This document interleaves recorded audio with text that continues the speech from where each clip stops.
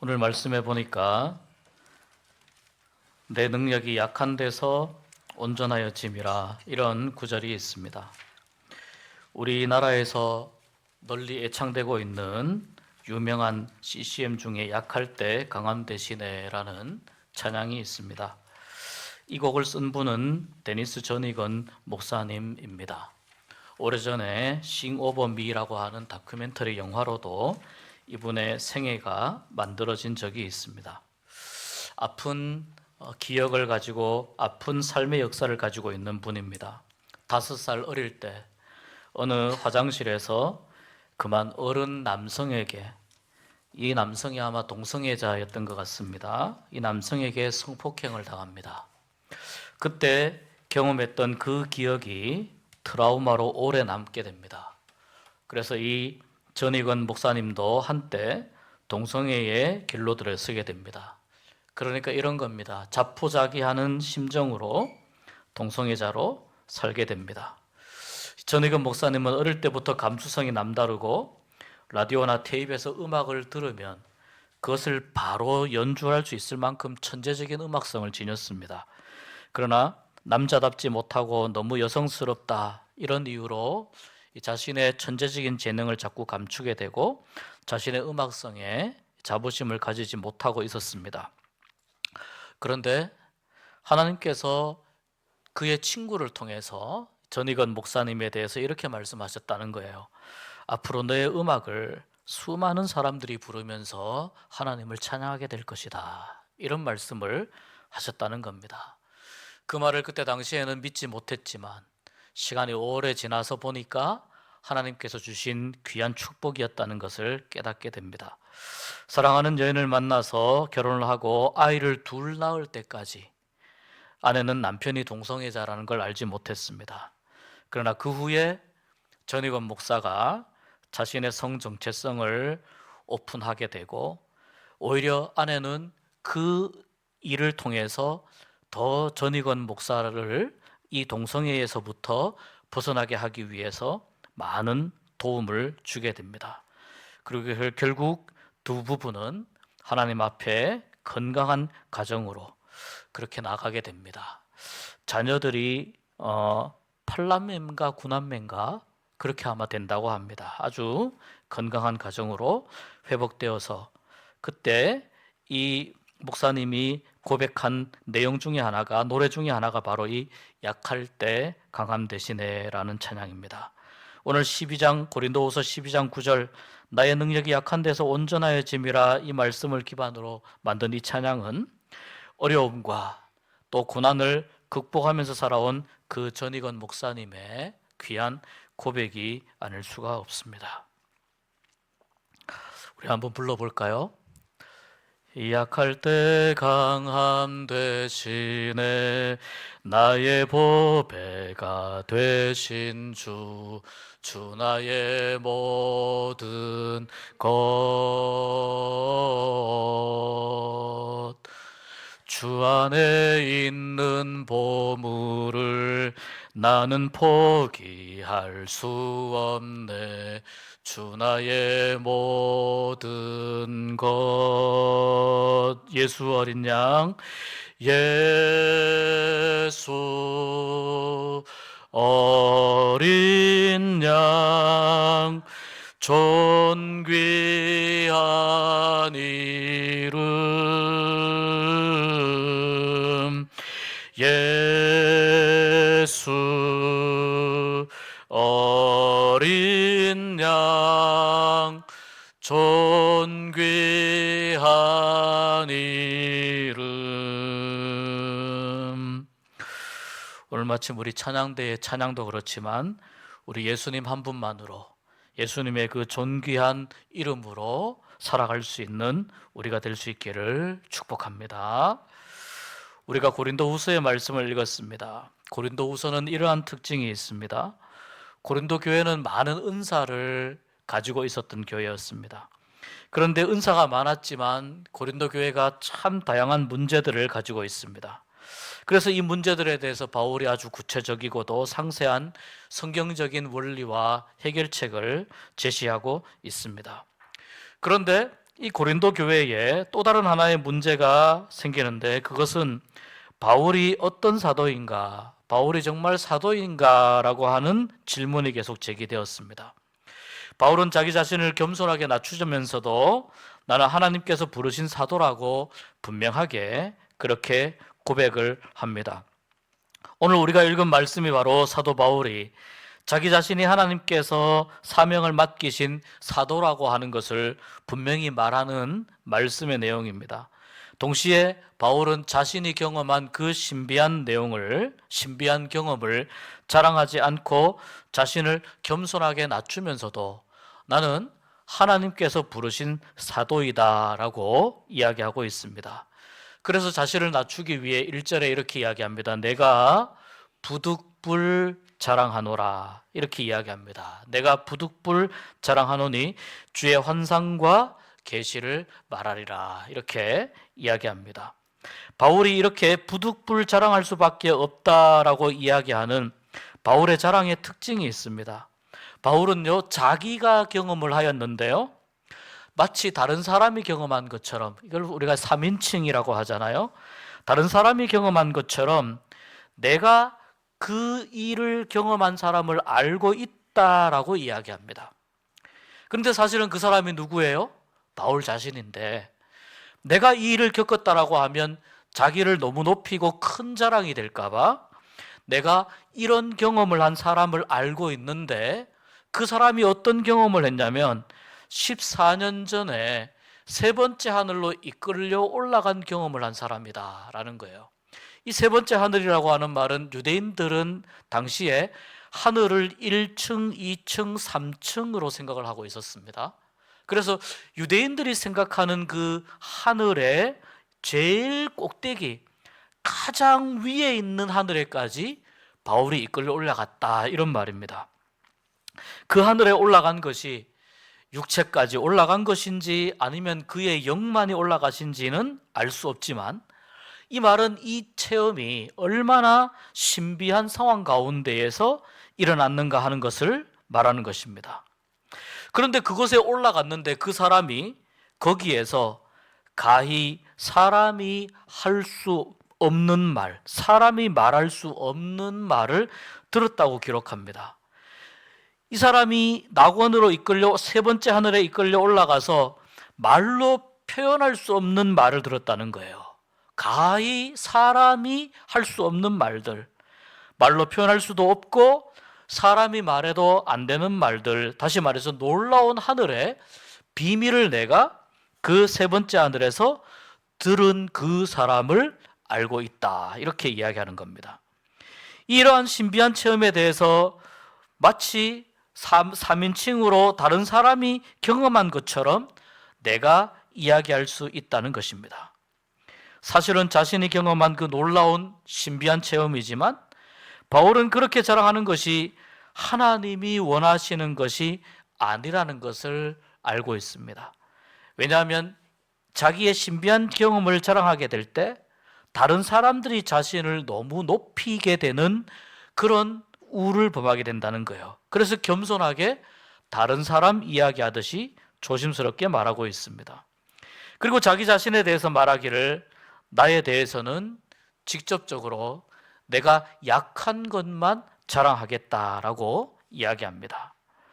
왜냐하면 이러한 자랑은 진실을 담은 참말이지만 누군가가 자신에 대해서 지나치게 평가할까 봐, 다시 말해서 매우 위대하게 평가할까 봐 이것이 두려워서 더 이상의 언급을 자제하겠다는 뜻입니다.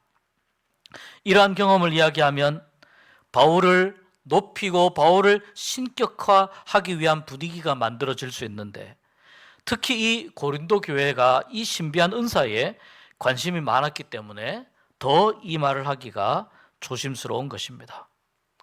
실제로 이 바울은 사역을 하면서 사람들에 의해서, 그 복음을 전할 때에 현지 사람들에 의해서 신처럼 높아지는 그러한 일들을 경험한 적이 있습니다.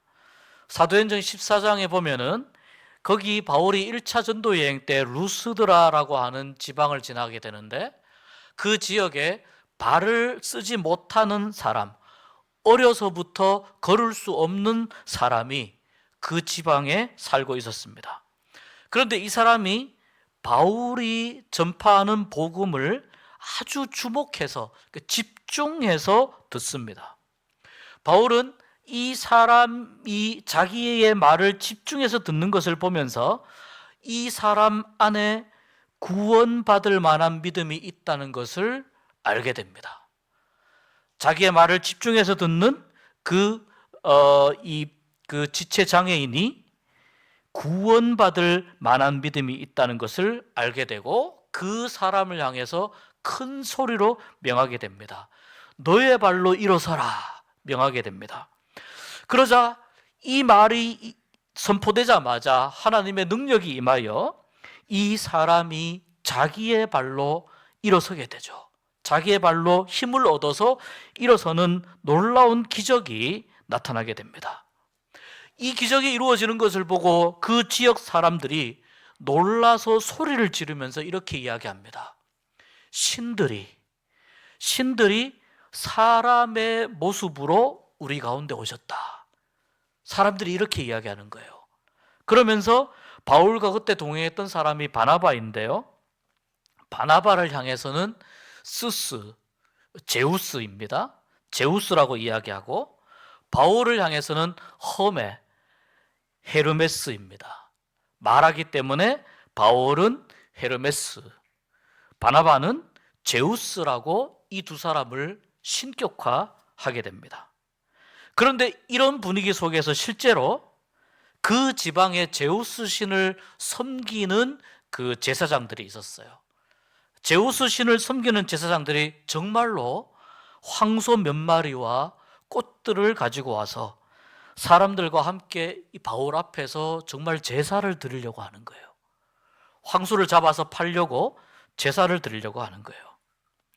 그때 이 바나바와 바울이 옷을 찢으면서 자기들의 옷을 이렇게 찢으면서 그 무리 안에 들어가서 이야기합니다.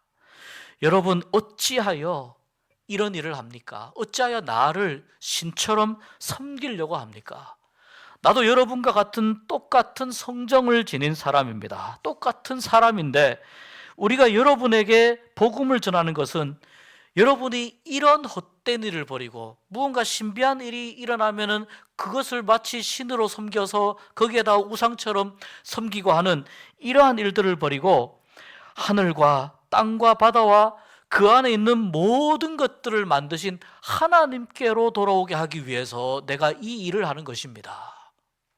여러분 이 일을 하지 마십시오. 그러면서 겨우 이 군중들이 자기 자신들에게 제사하지 못하도록 겨우 뜯어 말리게 됩니다. 또 바울이 신격화된 또 하나의 사건이 사도행전에 있습니다. 사도행전 28장에 보면 바울이 예루살렘에서 죄수의 신분으로 체포되어서 로마로 압송될 때 그때 이제 이렇게 묶여서 배를 타고 가게 되겠죠. 지중해를 항해를 하는데요. 선장이 말을 듣지 않고 배를 무리하게 항해를 시켰습니다. 그런데 이렇게 그 무리하게 배가 가는 그 계절이 지중해에서 큰 돌풍이 부는 계절인데 이 광풍의 이름이 이제 유라굴로입니다. 그런데 이 광풍을 배가 크게 맞고 표류하다가 거의 죽을 모든 선원들과 그 배에 탄 그 승객들이 모두 죽을 위기에 처해 있다가 겨우 구조받게 되는데 그 구조받은 섬이 멜리데라고 하는 섬이었습니다. 여기서 다행스럽게도 한 명도 죽지 않고 모두가 다 구조되었습니다.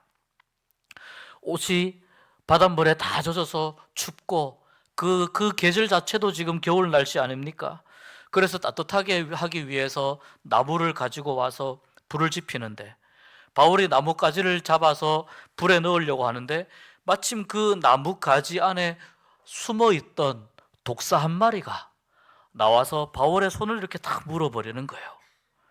주위 사람들이 그것을 다 봤습니다. 바울의 손을 물고 손에 대롱대롱 매달려 있는 겁니다. 주위의 사람들이 이렇게 생각합니다. 바울이 독사에게 물렸으니 이제 곧 죽을 것이다 생각합니다.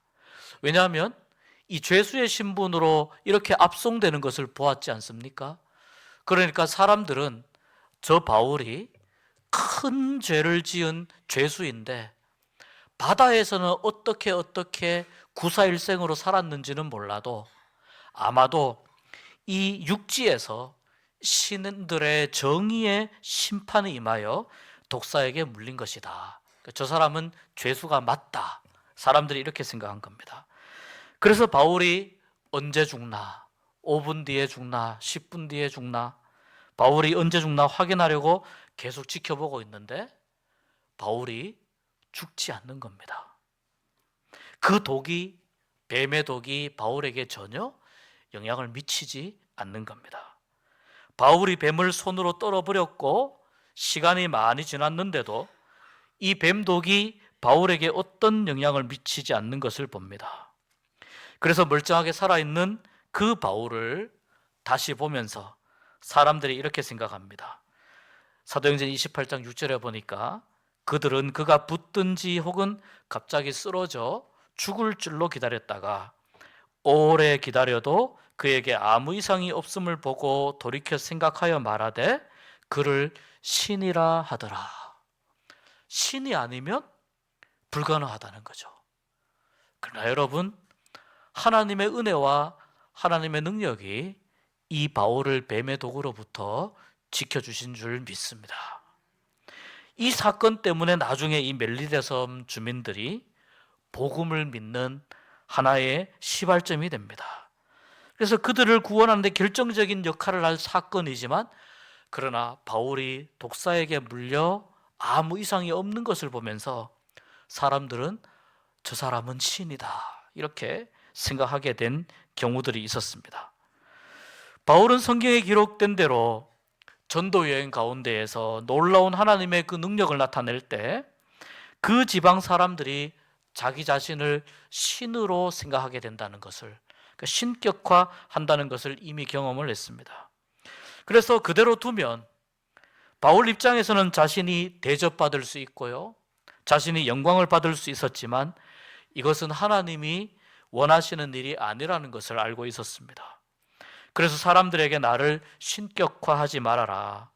나도 당신들과 똑같은 성정을 가졌다. 그러니까 당신들과 똑같은 성격과 감정과 인간적인 본능을 가진 사람이라는 거예요. 이렇게 설득하면서 자신을 그 신비로운 존재로 대우하려고 하는 것을 말린 것입니다. 여러분, 오늘 말씀에도 바울은 자신이 세 번째 하늘에 이끌려 올라갔던 그 사건을 매우 조심스럽게 이야기합니다. 왜냐하면 고린도 교회가 이러한 신비한 사건에 아주 관심이 많았기 때문입니다. 그러나 이 신비한 사건은 하나님의 은혜 가운데에서 일어나는 일이지 바울이 잘나서 혹은 고린도 교회의 교인들이 무엇이 더 특별한 것이 있어서 된 것은 아니라는 겁니다. 이것이 신비한 사건을 만나게 될 때 또는 우리에게 신비로운 은사가 주어질 때 우리가 반드시 기억해야 할 믿음의 자세입니다. 사람들은 항상 실수를 저지릅니다. 어떠한 신비한 일이 일어나면 두려워하고 무서워하고 그러다가 그를 우러르게 되고 때로는 그를 숭배하게 됩니다. 이것은 복음을 전하려다가 그 사람이 하나님의 영광을 가로채는 자리에 올라가게 된다는 것을 의미합니다. 이렇게 되면 복음의 원래 의미가 사라집니다. 그리고 하나님의 영광을 가리게 됩니다. 또 다른 우상 숭배가 일어나게 된다는 말입니다. 그래서 오늘 말씀에서 바울은 자기 자신이 놀라운 체험을 하고도 이것이 자랑이 아니다. 나도 이런 일이 있지만 이것을 통해서 더 중요한 것은 하나님을 더 깊이 알아가는 것이 중요하다는 거예요. 하나님을 더 깊이 만나고 하나님을 더 깊이 체험하고 믿음이 더 깊어지는 것이 훨씬 더 중요하다라고 하는 것을 바울이 이야기하고 싶어 하는 겁니다. 그래서 오늘 말씀 6절과 7절에 바울이 이렇게 이야기합니다. 내가 만일 자랑하고자 하여도 어리석은 자가 되지 아니할 것은 내가 참말을 함이라. 그러나 누가 나를 보는 바와 내게 듣는 바에 지나치게 생각할까 두려워하여 그만두노라. 우리 7절 자막 보여주시면 같이 한번 읽겠습니다. 여러 계시를 받는 것이 지극히 크므로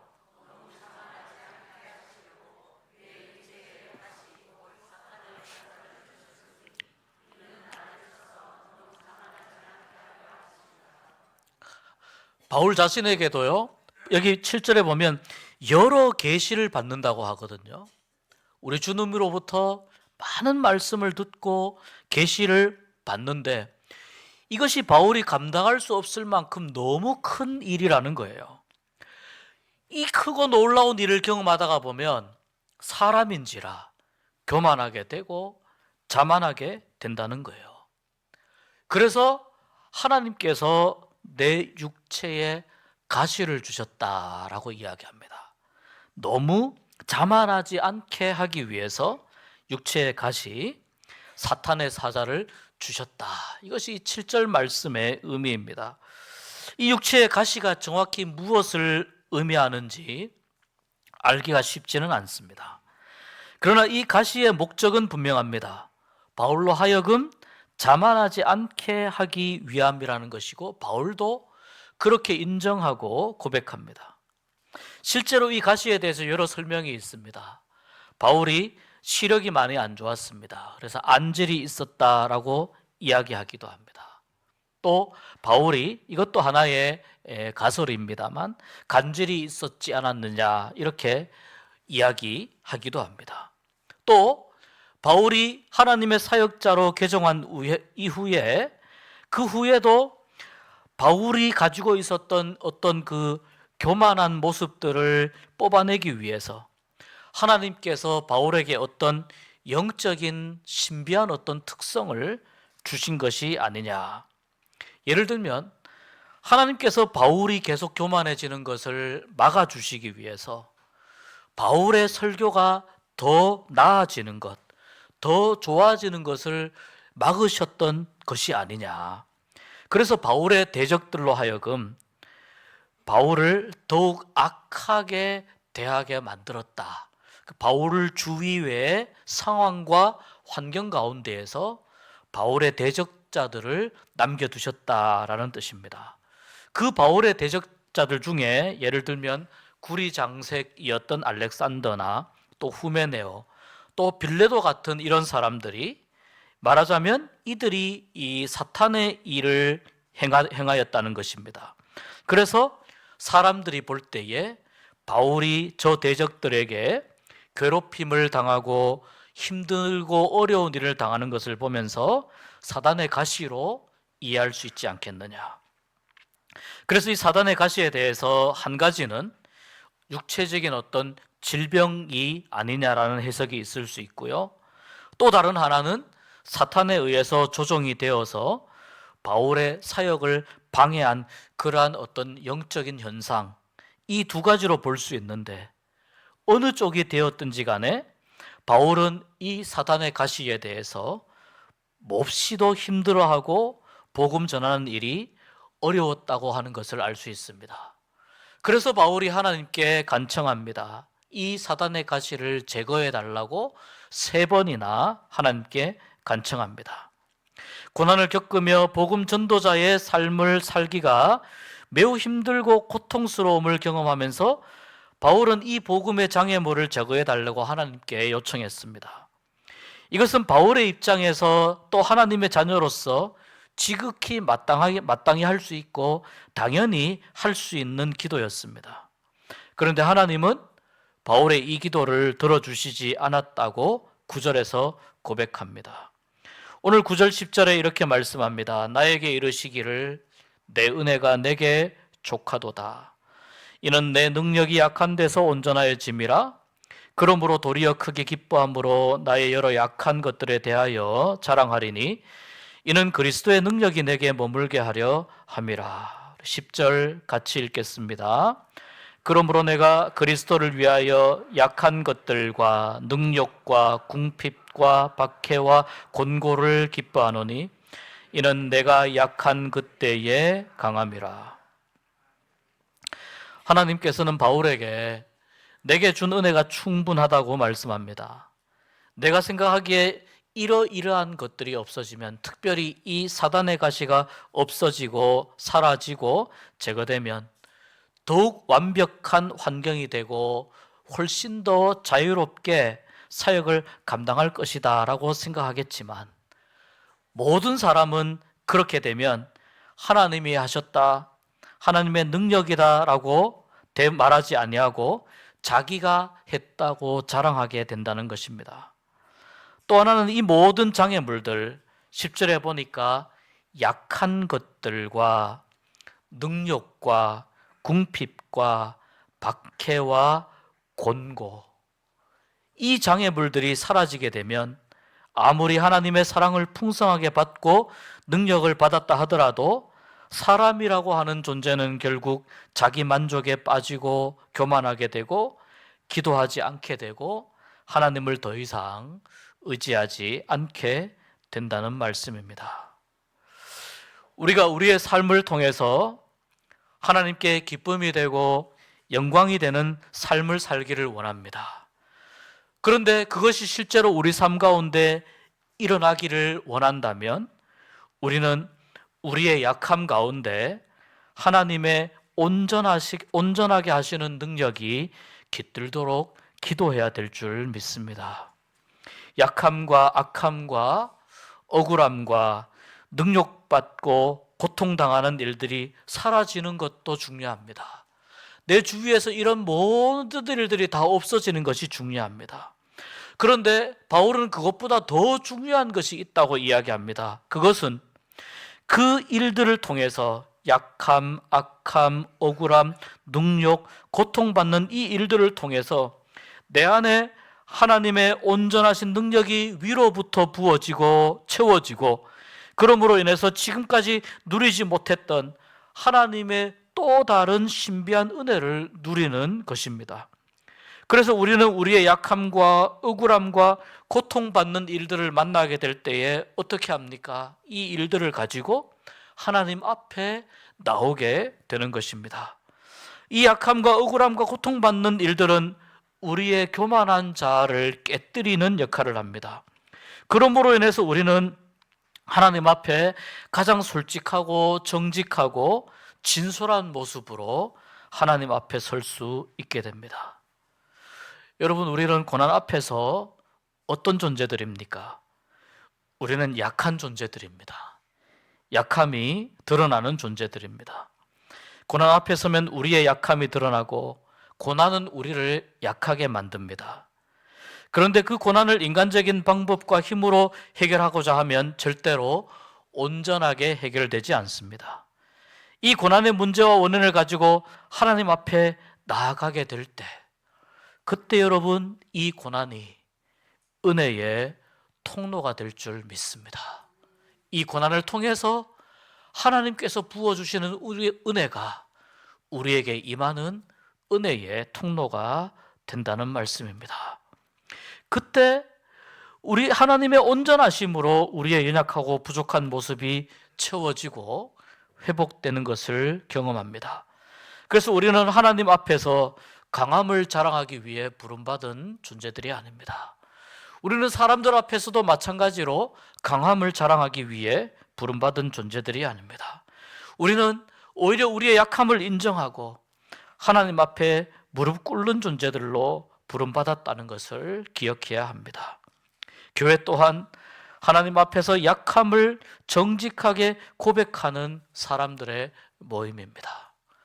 하나님 앞에 나와서 기도하는 두 사람이 있었습니다. 바리새인이 있었고 세리가 있었는데요, 바리새인은 자기의 신앙을 하나님 앞에 자랑했습니다. 나는 11조도 금식도, 나는 이런 일도 저런 일도 합니다.